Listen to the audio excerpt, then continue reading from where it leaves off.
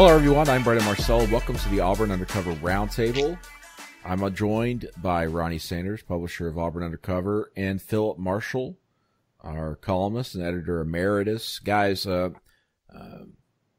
say it's a dramatic week, but what week is never dramatic at Auburn? But this is this is a little bit different. Higher stakes, I would say. And Philip, obviously, you've been on top of this through your sources. I guess just for the folks listening, I know everybody kind of has an idea of what's going on. What is going on behind the scenes right now? What do we know with Gus Malzahn, and why are we in this situation right now as we record this on a Wednesday afternoon? Well, what I know is that there are negotiations ongoing now. Exactly what they're negotiating, that's a question I can't answer, and it's Raymond Harbert, who is the chairman of the finance committee, I believe, on the board of trustees, is representing the president and in talks, whether it's with Gus or with Jimmy Sexton or a combination of the two. I don't know. Gus has been on the road recruiting for most of this week, but of course, in 2018, everybody's got their phone, and there can still be talking going on, but there was an offer made that included a reduction of his buyout going forward, not current, going forward, and some limits on a coaching staff, what he could do as far as hiring coaches, mainly financially, and paying buyouts, et cetera. And whether the possible hiring of Hugh Freeze came up in that, I don't know, but I've been hearing for a long time that was probably something that was not gonna fly. So I don't know that for sure, but I think, to be honest, that they expected he would not accept that, and he turned out was more open to it than they thought he would be, and so now they're negotiating whatever it is they're negotiating, and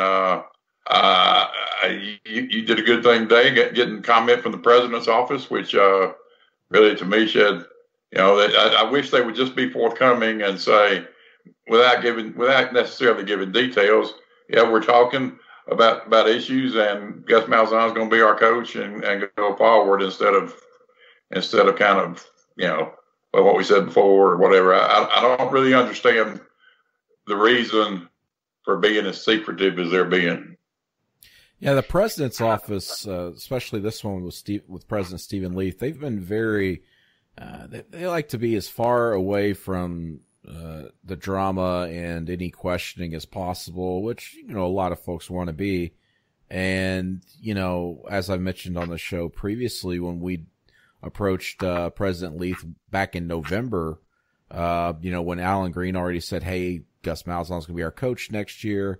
Well, we wanted to get further confirmation from the president, because he's the one who's worked out this initial deal that was 7 years, $49 million with a $32 million buyout. And he said, yes, I echo Alan Green. He will be the coach in 2019. And the president's office just echoed that. We stand by what we said previously and everything. But to act like what's happening right now is not happening, right, that's my point. That's exactly it, Philip. To act like this isn't happening despite you reporting it, and of course it's spreading like wildfire as people pick up on your reporting, is a bit insane in this day and age. It's like if you just ignore it, it'll go away, and this isn't going to go away until they actually discuss and talk about what is happening right now, why they're having these discussions. And I, as you said, I think, in my opinion, and from talking to some other folks, this deal, restructured deal, and everything, these compromises that were brought to Gus Malzahn's attention were more or less to call his bluff and to see if he won't agree to them, so that they could potentially fire him. Exactly. And which brings up the other question of, well, why don't you just fire him? Because now Gus Malzahn's going to go into a year where he's got one hand tied behind his back, potentially, depending on what they compromise on, especially with the staffing situation, because Not everybody that's on the staff wants to be here. Also, Gus doesn't want everybody that's on the staff to be here either. And now he's in a situation where he's got to kind of hope for the perfect game of, so-and-so gets a job somewhere and they're able to work on a mutual termination so they can work on a net zero sum where there's no buyout money transferred or anything like that. And then he gets a replacement who makes the same amount of money or less, or potentially Gus pays out of his own pocket. This is a very strange situation. My opinion is that Gus is willing to do this stuff because he doesn't believe he can go anywhere else and contend for a national title. And he believes he can still do it here, even with these compromises, because let's face it, he was already meddling with the offense anyway and meddling with personnel anyway. And in his opinion, he can win, not necessarily by himself, but he can win with what he has already, he believes. And he just needs to go get a couple of different pieces with players and everything. Right or wrong, I think that's what he believes right now. I say that to say this. Ronnie, you're well connected in the coaching industry. There's got to be a lot of talk amongst coaches and administrators across the country about this situation. I'm sure from the outside looking in and from talking to some people I know just in the media, this is very insane. Everybody I've talked to has basically called me and said, what the hell's wrong with that place? And and the answer is, the same thing that's always been wrong with it.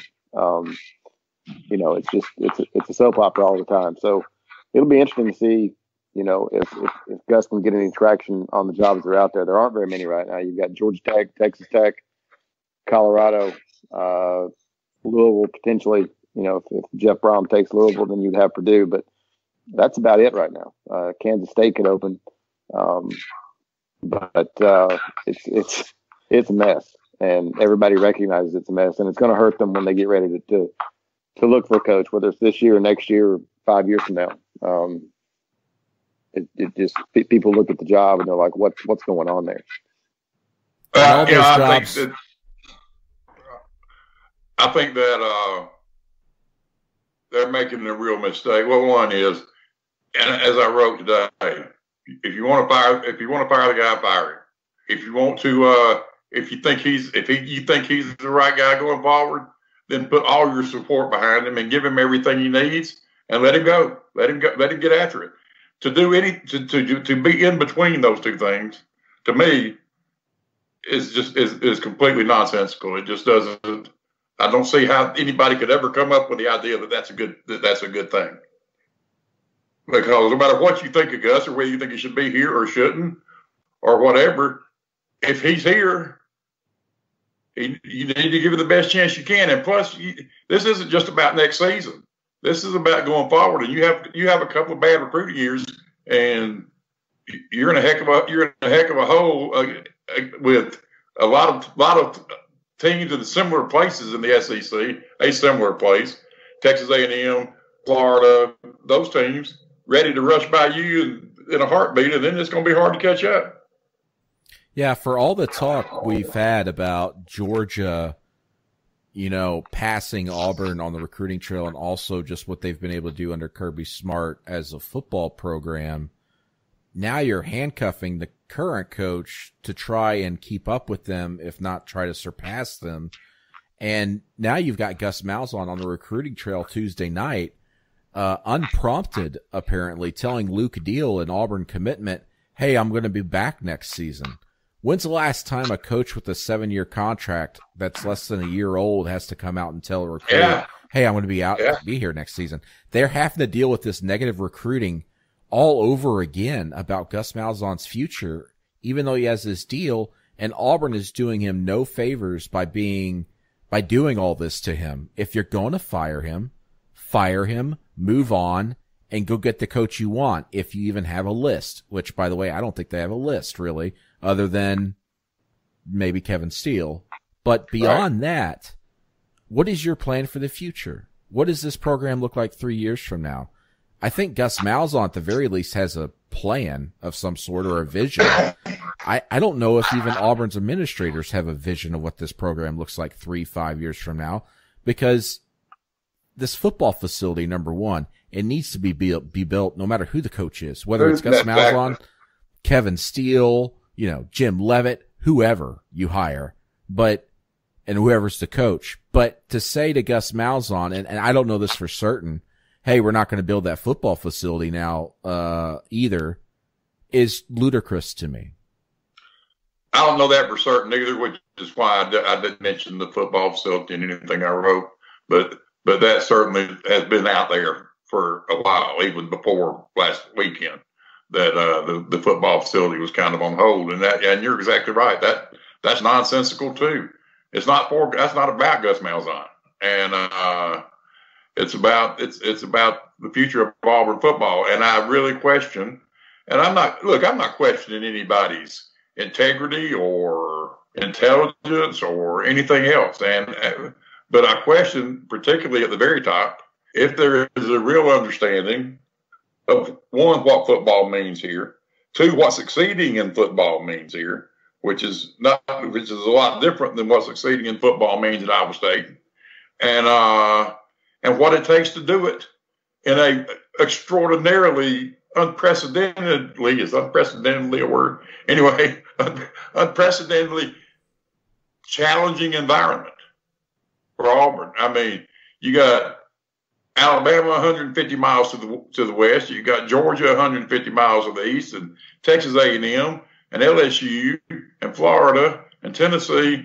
All those people are committed. You better get committed too, or you're going to be looking up at all of them, not just Georgia and Alabama. You're exactly right. And not just committed to their coach, but committed to upgrading facilities. Exactly. That's what I'm talking about that more than anything. Yeah. I think it's really underestimated by this administration just how important it is that they move forward with upgrading Auburn, not just from a coaching standpoint. It seems like that they feel like that's the answer to everything. We'll tell Gus Malzahn to hand over the coaching reins for the offense. We'll tell him to do this. We'll tell him to do that. Well, how about you build a football facility so when recruits come to campus, they go, hey, wow. This is awesome. This is great. Yep.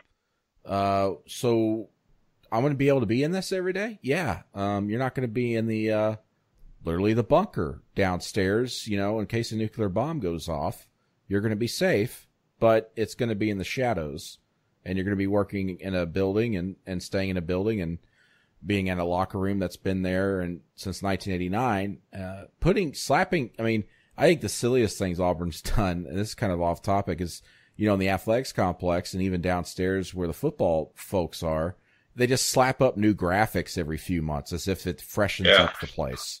Yeah. It's like putting a Band-Aid on a gaping wound. And that building still serves a purpose, but it's not what football programs are supposed to be inside and dealing with, as a staff here in 2018. Everybody's got their own complex, and Auburn is severely behind, from that standpoint. And I believe, and this was before all this stuff started with Gus, and you heard it too, Philip. We talked about this. The fundraising and the idea of building a football facility has slowed, but Alan Green still believes that they're going to build it. But I just wonder now that if they're trying to hold Gus's feet to the fire, and if Gus returns, are they going to also go, you know what, let's hold off on this and wait and see what he does this upcoming season? And if they do that, that's further detrimental. You can't wait another year, in my opinion, because that takes a football facility that could be built within 2.5 years or 2 years to 3 or 3.5 years. And all of a sudden you're looking at not only maybe the next coach, but you're also looking at Georgia potentially having a national championship by then. Yeah. It's not like you and me building a house and build it in 3 or 4 months. And, it takes a long time. If you approved it today, it would take a long time. And I was told by someone who is close to it that, Gus wants it he wants it to be like he wants it. And he doesn't want to work with anybody else. And I said, well, my question to that was, Well, does he really have the power to do that? I mean, do you have to do what he wants to do? This football facility, it's not for Gus. It's not for Gus. It's for Auburn football. And look, there's nothing wrong with where they are now. I mean, it's not nasty or dirty or anything like that, but it is just very plain, and it is way yonder different than what their competition is. And if you're not going to keep up, you're not going to keep up. You're going to fall behind. And Auburn already being in a difficult, just because of where they are, in a difficult place and who they have to play. If you get behind, there's no magic coach out there. There's no magic coach to go hire and say, "Oh, well, he can come right here and fix it right now." He ain't there. And well, if they're not careful, they're going to end up like Tennessee. And exactly. And the other thing is, Malzahn could have gotten anything he wanted after 2013, and assistants on his staff kept telling him, "Coach, we need a football facility. Coach, we need a football facility." And he wasn't interested at the time. He wasn't interested at the time. Now, all of a sudden, he's interested, but he's, obviously he doesn't have much power to do anything right now. You know what's interesting? I was talking to someone about that. I remember that back in 2013, and asking Gus, and several of us were asking Gus, "Are you talking about a football facility?" And he said he was fine with their complex as it was then. My understanding is he was kind of hesitant to talk about it because he actually was making a similar push for a football facility at Arkansas State, and it ruffled a lot of feathers. And it made Gus Malzahn a little hesitant to do that early in his tenure at Auburn, even though he had just won an SEC title. So I think there was some more background to that as to why Gus Malzahn was so hesitant to bring it up at that point, which is very interesting to me. And I think has put Auburn, as we've said, it's put them further behind the eight ball. They could already be in a new football facility right now for the last 2 years or so. If he could have had almost anything he wanted after 2013. And I think he was thinking a little bit too hard about what had happened at Arkansas State when he brought it all up, and it ruffled a lot of feathers and actually led to some unhappy endings for some folks that were working there during that time because of all the pressure. Yeah, it certainly. I don't think he would have ruffled any feathers at all. In fact, I think they'd have done it. I think they would have done it, and they got to do it. And if they don't think there is a tendency sometimes among Auburn people. Jay Jacobs told me one time when he was the AD, he said, "A guy needs to come here because he loves Auburn, not because of some builder." I said, "Well." A lot of these guys don't love Auburn. They're just learning about Auburn. Most of the people who come to Auburn, when they leave, they do love Auburn. But you can't recruit based on that. And it's just, I don't know. There is this hesitancy on this football complex that it's puzzling to me. It really is. I mean, and yet you can go get $16 million, which obviously is just a drop in the bucket for a football complex, to build to put up a huge video board, which only made people mad. It accomplished nothing positive. It just made people mad. Well, it's made the stadium look worse. They've got a big video board and a double wide trailer next to it in the press box. And it just looks atrocious from the inside the stadium. Outside the stadium, it looks okay, but it just looks like Lego bricks they put on top of the stadium. It doesn't fit anything with that stadium, and they've got to renovate the stadium too, but that's money they don't want to spend. But here's my big thing, guys. All right. So they're willing to spend the $32 million, or maybe I'm guessing less based off what I've been hearing, to buy out Gus Malzahn, right? Right. Why aren't they willing just to put that money into a football only complex no matter what? Because in the end, they're going to have a coach no matter what. And this means more than the coach. Why can't Auburn people get that through their heads? What is the deep lying issue with that? Why can't people get on board with that? Is it just a few folks, or is it a few folks and it's filtering through them? Or is there something else at play here that I just don't understand from not being around Auburn longer than like the last 6 years? Well, I think there's this short guy in Tuscaloosa.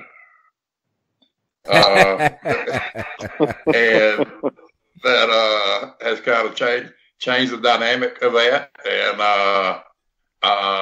but what some people don't understand is before Nick Saban was ever hired, before there was ever even thought of, before Mike Shula was ever fired, Mal Moore said, enough of this. Their facilities were terrible. They were worse than Auburn's are now, even compared to the time. And said, this is not what Alabama's supposed to be, and committed to do most of the things that have been done, the stadium and all those things. And it's not like that he had all of it paid for by donations. And I know this because Mal Moore's a guy I've known since I was a kid.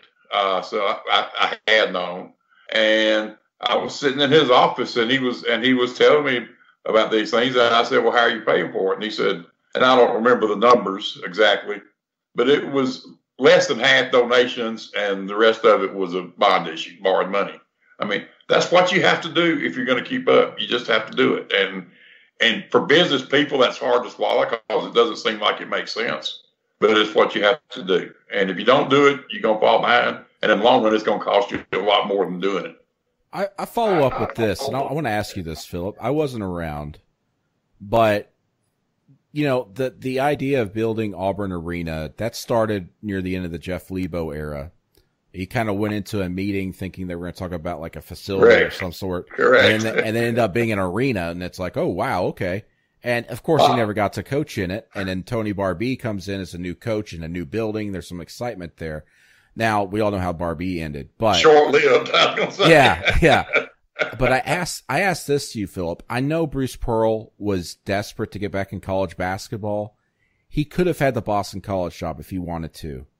If Auburn is still playing in Beard Eves Coliseum, does he come to Auburn?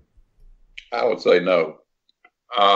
And there's my point. There's my point. The reason I know the story about the arena is because Jeff Lebo told it to me. He went in for a meeting with, I guess it was Richardson was still here then, the president, to talk about a practice facility he had been promised when he took the job, and that had not been done. And he was getting a little upset about it. And he went to this meeting thinking that's what he was going to talk to Richardson about. Well, Bobby Louder, who was still on board then, was sitting there too, and he didn't know he was going to be there. So they started talking about it. He starts explaining to Dr. Richardson why they need a practice facility. And he said he looks at Mr. Louder and he's just shaking his head. And he said, I thought, oh well, I don't guess I get the practice facility. And then Mr. Louder said, we don't need to do that. We need a new arena. And that's a little different then than it is now. Because once he said that, then he knew it was happening. And it did. And I think it was a forward-thinking thing. Now, our friend and acquaintance, Tommy Tuberville, was appalled by it. I'll tell you that. He said, you put that money in football, we'll never lose anymore. But it was that was, again, something that there was you couldn't know that was going to pay off. And it didn't pay off for a good while. But it certainly is now. And I think it also had a lot to do. I don't know. I've never asked him. And if you did, he'd probably say he would have come anyway. But I don't know that Bruce Pearl would have come in that old place. I don't think so. Because he's talked a lot about the facility, and obviously they've upgraded the locker rooms and everything, but he talked a lot about how he loves the arena and how it feels like everybody's on top of you. He loves the coaches' offices, though I think they might do something different with those in the future as well. But he came to Auburn and didn't really expect it to be what it was, but he heard about it and was told about the new arena and everything, and I think that sold him on it. Now, he was desperate to get back in coaching. We all know that, but he could have easily taken that Boston College job at his alma mater. Right, that's what I was going to say. But he wanted to coach in the SEC. Combine that with Auburn having a pretty nice facility and practice facility, sold him on the job. And if they were playing in Beard Eves, I don't think Bruce Pearl is your coach right now, which brings up the point to me that if you do not build a football facility right now with Gus Malzahn as your coach, you're not going to be able to go hire the next big thing. I just don't think you're going to be able to go get a big time hire 3-4 years down the road from now. If you are still dragging your feet as far as a football facility, Auburn is going to pay for it in the long run when it comes to bringing talent here, considering what Alabama and Georgia are doing right now. And in terms of trying to bring a coach here and other coaches here. Because if I'm a head coach, not only am I worried about the craziness that is Auburn and the way they handle coaches, but I'm going, okay, you're doing all this and you don't have any financial support for him as far as facilities. What is the plan here? What is the long range plan? It doesn't seem like you have one. Oh, yeah. Yeah, I've said for a long time, Brandon, I said this when they were looking for president, Auburn and in the Auburn athletics world, they desperately need somebody with vision. And maybe Allen Green is that guy now. I mean, I certainly am not prepared to say he's not. He's still kind of feeling his way, I believe. But somebody with some vision, the kind of things you're talking about, not just what is best, what is not just about right now, but where do you want Auburn football to be? And where the fans want Auburn football to be, and the supporters with money want Auburn football to be, is competing for championships. And if you're going to do that, then you better keep up with the people you're going to compete with, because otherwise you're not going to compete with them. Nope, you're not. And Georgia doesn't have great facilities. They don't have just like these glittering great facilities, but Georgia's sitting right in the middle, slap in the middle of a state that is completely loaded with players, most of whom want to play for Georgia. And they have started upgrading facilities there, though, as well. Right. With Kirby Smart, they've finally started wisening up a little bit, and they finally built. I'm sure he insisted on that when he took the job, I would imagine. Certainly, and whoever the next coach is for Auburn, beyond Gus Malzahn, whether it's next month or a year from now or 2 years from now or 7 years from now, is going to insist on the same thing if Auburn doesn't get its feet moving. And again, as we discuss this entire saga with Gus Malzahn, there's just so many pieces to all of this, and the idea of hamstringing your coach and him accepting it is only going to put Auburn further behind the eight ball. Ronnie, is that completely unprecedented in your experience? Yes. I take that back. I can recall one instance. Terry Bowden. Yeah, but it's still what I agree with that, but it wasn't as major as this. It was, hey, I'd like to get this. No, you can't have that. But this situation is just, I've never seen anything like it, and I don't know why, if you want to fire him, you don't just fire him. I don't know why he accepted even discussions of all this stuff. It doesn't make any sense. You say, okay, we're going to keep you. We're going to make it harder for you to win. That doesn't make any sense at all to anybody with rational thought. It's almost like they're giving it away. They're giving a year away, and even more than that, because you're going to hurt recruiting for multiple years. But because anytime you have a coaching change, you're probably not going to sign as good a class as you were going to sign. So it's almost like you're giving a year away in order to reduce a buyout that you never should have given him to begin with. And Steven Leath's future is certainly going to be have a much. There's certainly going to be a climate change. There's going to be some global warming with Steven Leath's tenure. There's no doubt, and I don't want anyone to say I'm saying he's getting fired. I'm not saying that at all. But there is no question about it. And the thing about it is, when he got the job, he was told by people who were here and who had his best interest at heart, you might not like it, but football can mess up your presidency if you mess it up. Well, here we are. Just ask all the past presidents. If they're still alive. But I mean, it's just the football is the gateway to every SEC university. It is the front gate entrance. It's the it's whether you get attracted to that university for a lot of these kids, and also it's the moneymaker for you, and it defines your university in a lot of ways. And for you to be handling it the way you are right now, certainly leaves a lot of questions about what type of leadership and whether you understand what this job entails, in my opinion. I agree 100%. I agree 100%. Leaders. And again, I kind of feel for Alan Green right now because he's in a very difficult place. And he deserves not one bit of blame for any of this, not any of it.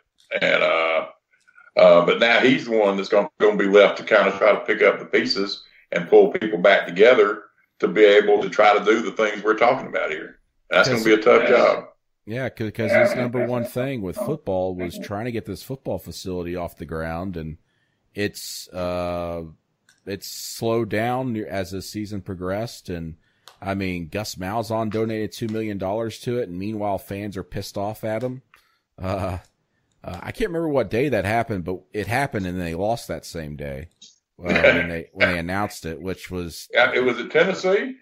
I don't know if maybe it was Tennessee or maybe it was LSU. I can't remember. Yeah. It was one of those two games. It was a home game. They lost. Man, if it was Tennessee, goodness gracious. But it's maybe Gus can get his $2 million back and use that to get the assistant coaching. Use for the coaches. Oh my gosh! I wish that we could think we were going to get some clarity on this whole thing on the record publicly. Yeah. But I'm afraid that's not going to happen because the fact is, if they until there is something contractual done, they don't have to say anything, and there will be no public record of it. So, they can kind of say whatever they want to, and so it's just going to be a big mess. And I'll be honest with you, it's not all Gus's fault now. I mean, it really isn't. He didn't. But he's going to go into the next season, as much as he will deny it and as much as he will say everything's great, because that's what he has to do. But he is damaged, and there's no way around it. And they have created a situation that is in no way good and is in many ways extremely dangerous for Auburn football. I think this is the absolute worst thing that could have happened. Absolutely. And we're watching it unfold before our eyes, and I don't think Auburn knows what to do about it. I don't think they have any clue what to do. And Gus wants to stay, and I think because of his competitiveness and his own belief in himself, he believes he can make it work, and he might be dead man walking anyway. Yeah. I don't doubt that they can have a good team next year if a few things fall into place. Right. But it's not about next year. That's the problem.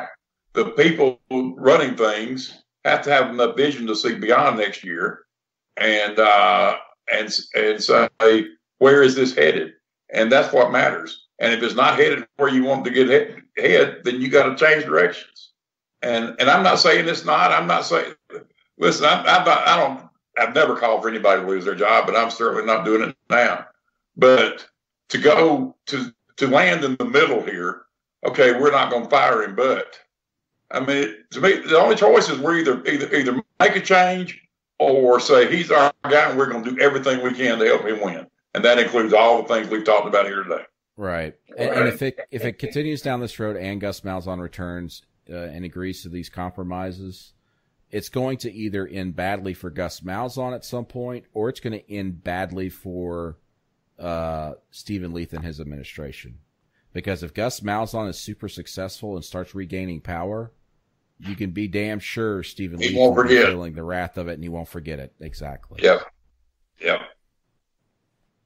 Just I don't blame him. Bad. I don't blame him. Honestly, I don't blame him. Look, you can make a case.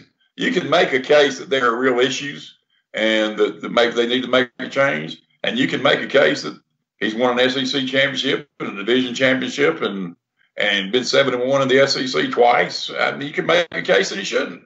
But choose one. and go the other and get all in on it. I hate to do this, but how do you guys see this ending here this month?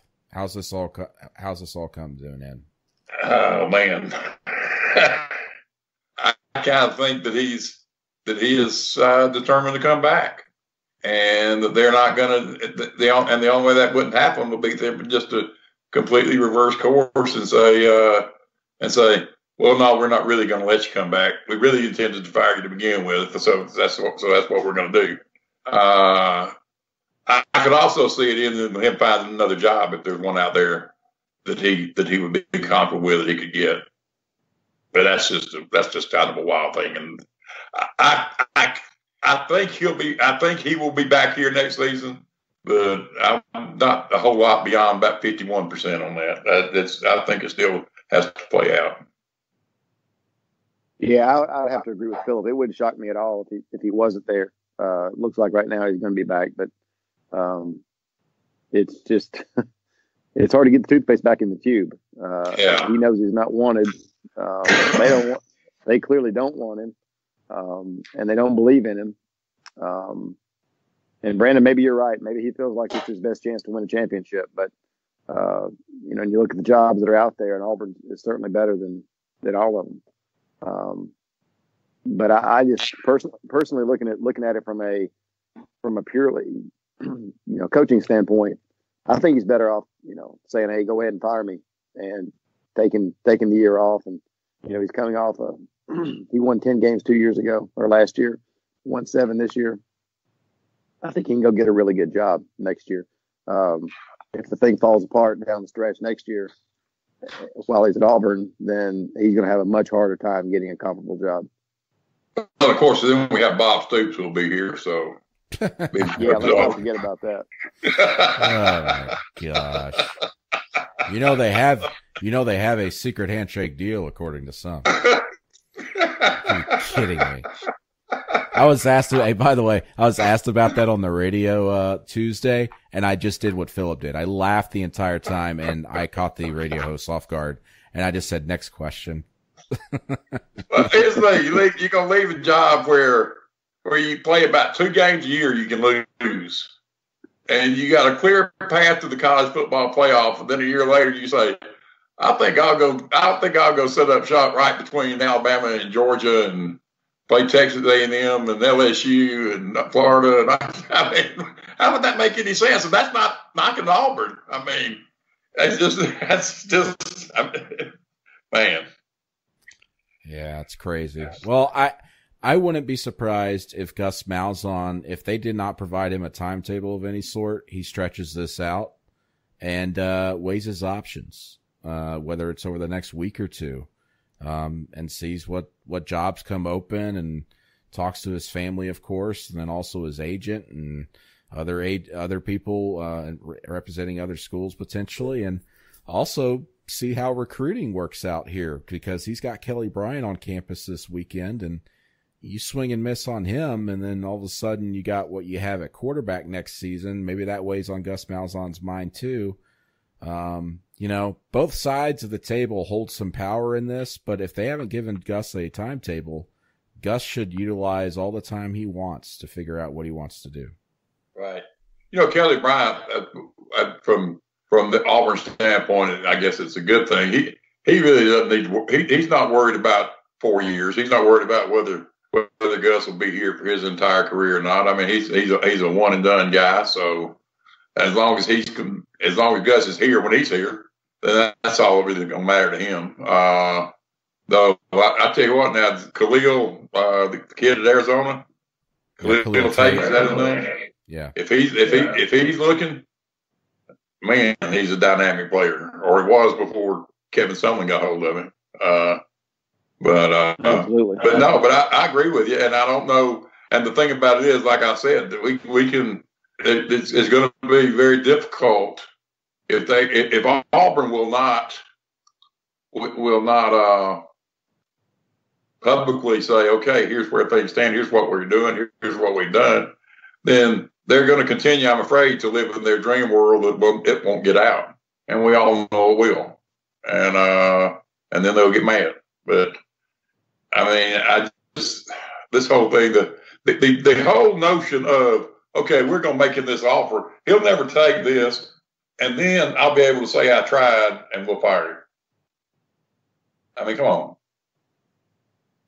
People don't even believe it. It's so bizarre. People say that couldn't really happen. Well, yeah, good. If you don't, oh, but it can. If you don't want him, fire him. Exactly. It's that simple. It's that simple. And it's not going to be cheap to fire him a year from now either, if that's what you do. I mean, I don't know. This is what happens when you don't have strong leadership and you're also allowing a trustee member and a relatively new school president who has not been around Auburn for very long handle all of this situation, after which they decided to give him a huge buyout the year before. This is unprecedented territory, and the two of them are on the hook for all this, and this is how they think they're going to fix it. And if I'm Alan Green, I'm sitting in my office steaming right now. I'm sitting in my office thinking, Buffalo's getting ready to go to a MAC championship game, and everybody's excited. The basketball team's nationally ranked. What am I doing here? How did I get here? Exactly. Yeah. I mean, he's got to be thinking, what in the hell have I got myself into? Because he inherited a situation where, he didn't make the deal, and now he can't fix it. It's a mess for him. You got to feel bad for him. Definitely. Well, guys, that's going to do it for the Auburn Undercover Roundtable. A lot of Gus Malzahn talk. Picture's still unclear in a lot of ways, but we know what happened behind the scenes on Sunday, and we're still awaiting word and what's going to happen. Gus Malzahn's leaning toward accepting that compromise deal of sorts, but you never know. And I say that because at Auburn, you never know. Never, ever. Ever. So stay tuned to auburnundercover.com for full coverage. Philip and myself, I'll try my best, but Philip will be all on top of it. And, of course, Ronnie Sanders is connected like no one else in the coaching industry on the 24/7 Sports Network. So make sure and check us out at auburnundercover.com. Until next time, we'll see you guys down the road.